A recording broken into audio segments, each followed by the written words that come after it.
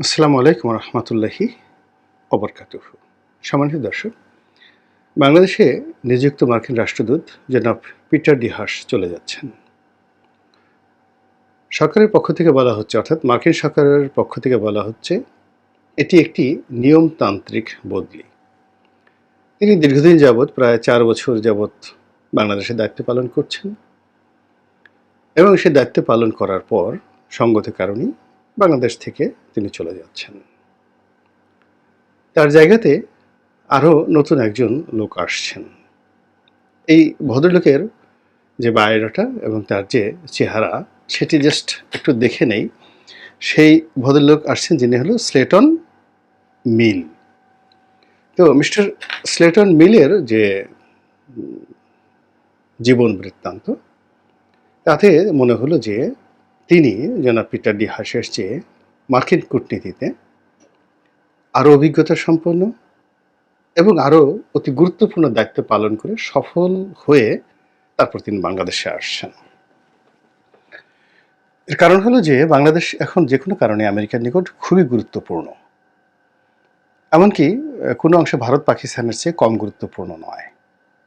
ভৌগোলিক যদি অবস্থা বিশ্লেষণ করেন, এবং এখানে ইন্দো চীন যে স্বার্থ সংশ্লিষ্ট বিষয়াদি যেভাবে দিনকে দিন বৃহত্তর পরিসরে হচ্ছে, চীনের স্বার্থ এবং চীনের যে নয়া সিল্ক রুট, সেটিকে কেন্দ্র করে বাংলাদেশ, মায়ানমার, নেপাল, শ্রীলঙ্কা, এটিকে কেন্দ্র করে যে একটা বেল্ট তৈরি হচ্ছে এবং সেই বেল্টের সাথে আবার সংযুক্ত করার জন্য ভারতের কয়েকটি প্রদেশকে টার্গেট করা হয়েছে: অরুণাচল, নাগাল্যান্ড, মিজোরাম।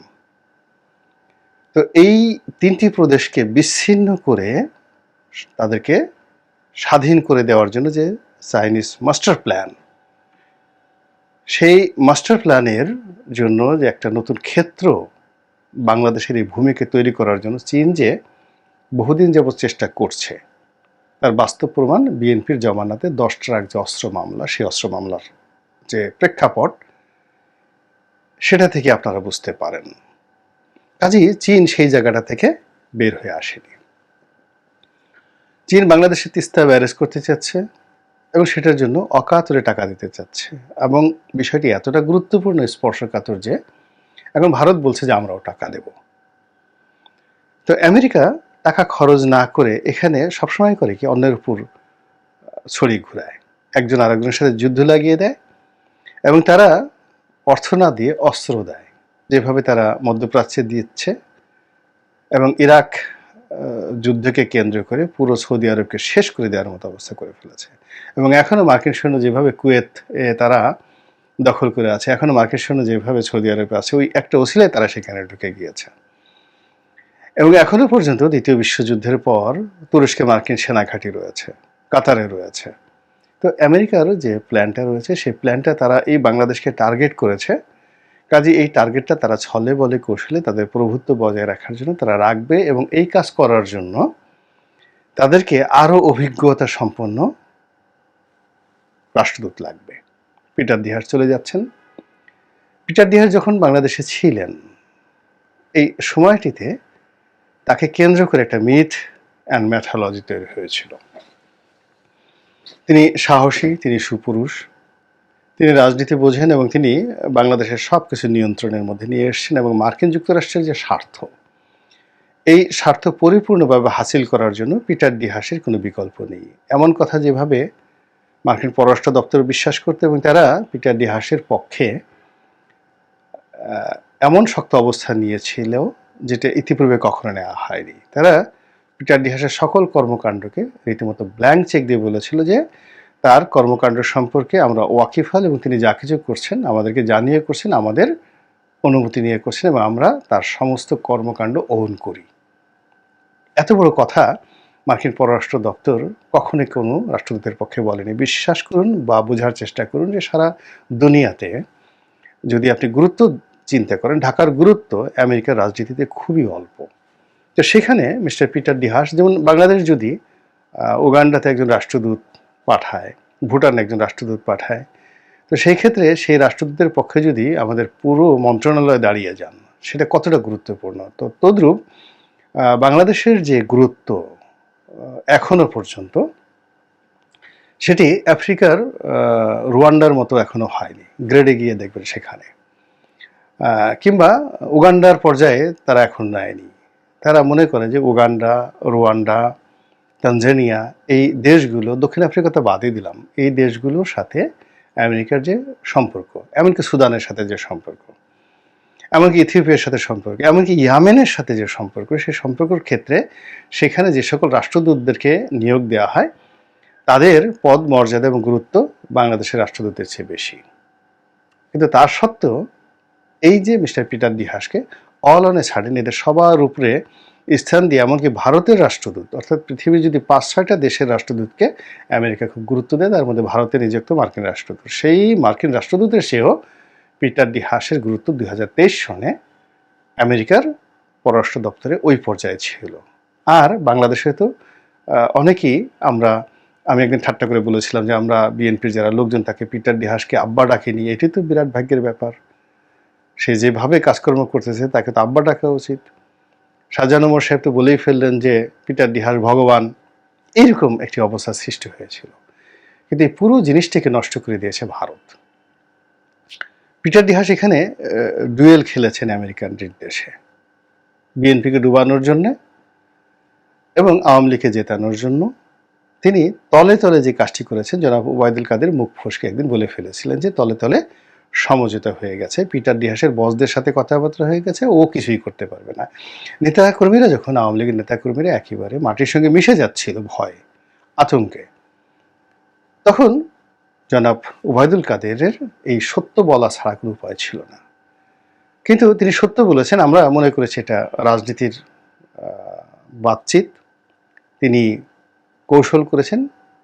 মূলত পিটার ডি হাস বিএনপিরই লোক। ওদিকে পিটার ডি হাসকে আরও সুচারুভাবে কাজ করার জন্যে, আরও নির্বিবাদে কাজ করার জন্য তাকে যাচ্ছে তাই ভাষায় আওয়ামী লীগ গালাগালি করেছে, এবং এটা আমেরিকার প্রেসক্রিপশন অনুযায়ী করেছে যে সে বিএনপির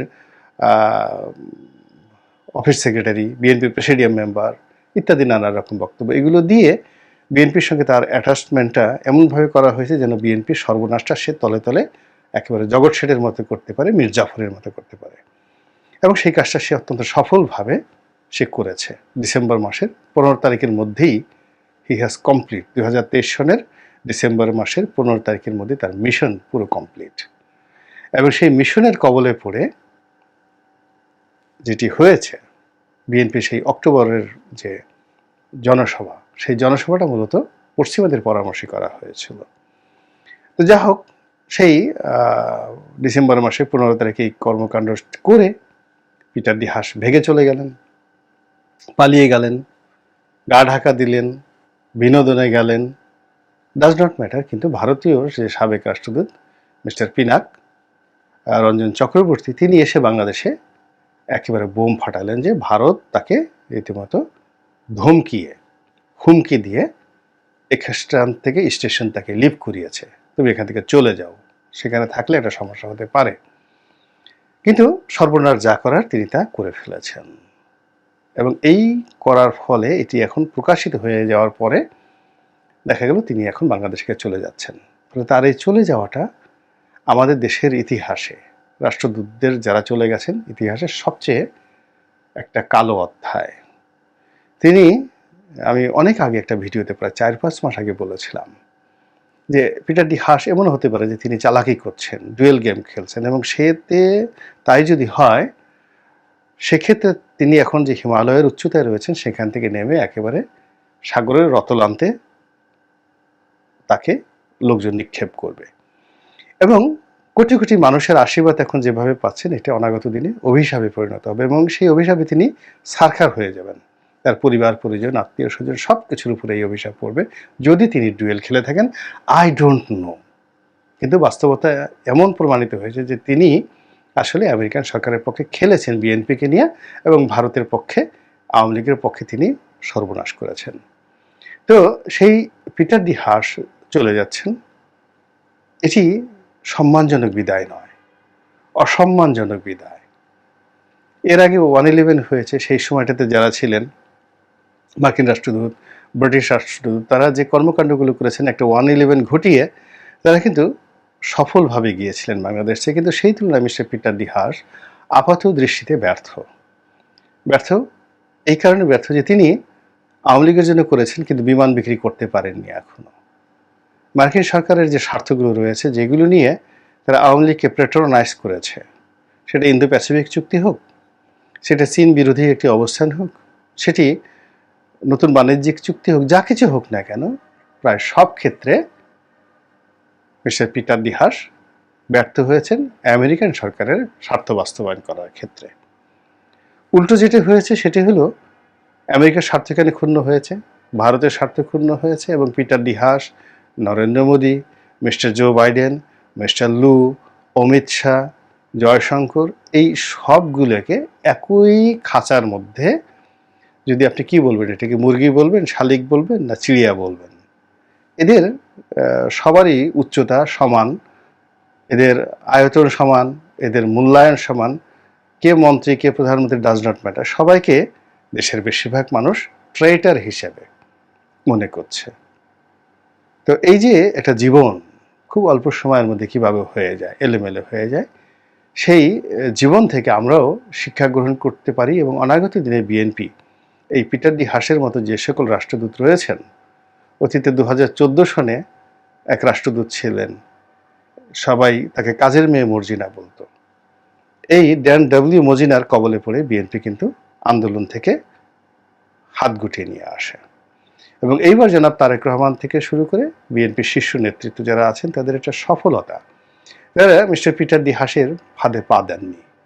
মিস্টার পিটার ডি হাস এবং ভারতীয় যারা গোয়েন্দা তাদের সর্বোচ্চ চেষ্টা ছিল ছলে বলে কৌশলে বিএনপিকে নির্বাচনে নেওয়া এবং এর জন্য 28 অক্টোবর একটা দুর্ঘটনা ঘটিয়ে তারপর নেতাদেরকে গ্রেপ্তার করে জেলখানার মধ্যে ঢুকিয়ে তাদেরকে তাপ দিয়ে চাপ দিয়ে এই নির্বাচনের পক্ষে নিয়ে যাওয়া, যে কাজটি সর্বোচ্চভাবে চেষ্টা করা হয়েছে একমাত্র শাহজাহান ওমর সাহেব ছাড়া আর কারোর সাথে mister Peter D Haas and গং তারা পারেননি।